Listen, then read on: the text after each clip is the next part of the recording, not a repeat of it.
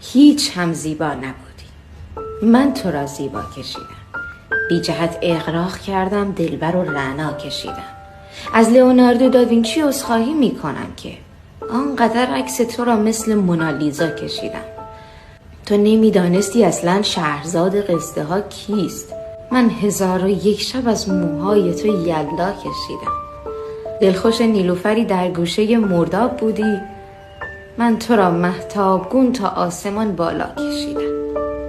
نه عسل، گس بود طعم بوسه هایی که ندادی. من چه احمق خانه‌ات را قصر کندوها کشیدم. چشم تو معمولی، اما من میان شعرهایم زورقی با پلک پارو در دل دریا کشیدم. من چه بی انصاف بودم با ترازوی دلم که تار مویت را برابر با همه دنیا کشیدم.